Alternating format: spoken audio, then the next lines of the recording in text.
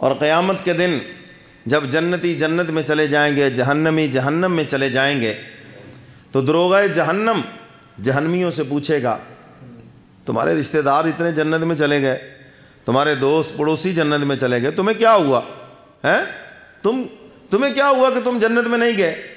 تو اللہ تعالیٰ نے وہ جواب ہمیں 1400 سال پہلے عنایت فرما دیا، قرآن پاک میں بیان فرما دیا۔ جو وہ کہیں گے، کیا کہیں گے؟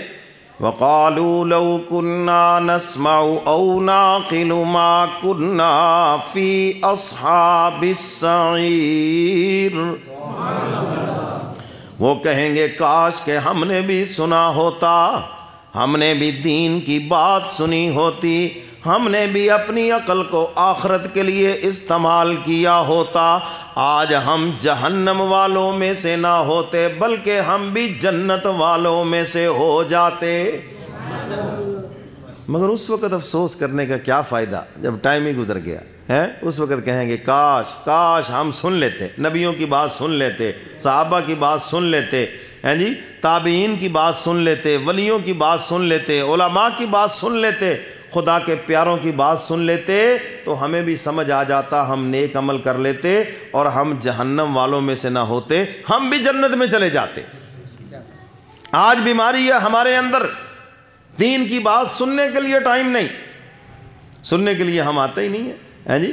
اب دیکھو کتنا بڑا شہر ہے اور نماز جمعہ میں سارے شہر کی مسجدیں آپ چیک کر لیں، سارے مسلکوں کی مسجدیں چیک کر لیں، بڑی مشکل سے آپ کو 3 سے 4% لوگ ملیں گے، بڑی مشکل سے، ہیں جی۔ 95% لوگ آتے ہی نہیں، اور جو 5% آئے ہیں ان میں سے بھی 3% وہ ہیں جو صرف نماز میں شامل ہوتے ہیں، بڑی مشکل سے 2% نکلیں گے جو شوق سے بیان سنیں، چلو یار کو مسئلے کا پتہ چل جائے، کو دین کے بارے میں پتہ چل جائے، کو آخرت کی تیاری ہو جائے، مرنا ہے خدا کے سامنے جا کر کیا جواب دیں، بہت تھوڑے لوگ آپ کو ملیں گے، ورنہ سب جمعہ گلے سے اتارنے کے لیے آئیں گے، نماز گلے سے اتارنے کے لیے، جیسے کو بوجھ پڑا ہوا ہے۔ یاد رکھو اللہ تعالیٰ تعداد کو نہیں دیکھتے، بندے کے خلوص کو دیکھتے ہیں، سمجھ آئیے کہ نہیں؟ کس جذبے سے، کس خلوص سے میرا حکم پورا کیا ہے، کس جذبے سے عبادت کی ہے، اور جتنی خلوص کی عبادت ہوگی اتنا ہی اللہ کے ہاں اس کا مقام بھی اونچا ہوگا، اتنا ہی اس کو اجر بھی بڑا ملے گا۔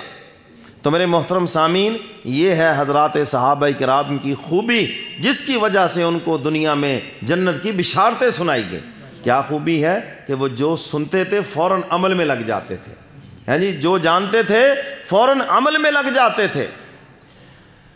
اللہ اکبر، ایسی اتباع، ایسی حضور کی فرما برداری، غیر مسلم بھی یہ کہتے تھے ہم نے بادشاہوں کے نوکر چاکر دیکھے ہیں، ہم نے بادشاہوں کے غلام دیکھے ہیں، ہم نے بہت سے باپوں کی اولادیں دیکھی ہیں، مگر ایسی فرما برداری کسی میں نہیں دیکھی جو کملی والے پیغمبر کے غلاموں میں دیکھی ہے۔ جو حضور کے غلاموں میں فرما برداری دیکھی، ایسی فرما برداری ہم نے دنیا میں کہیں بھی نہیں دیکھی۔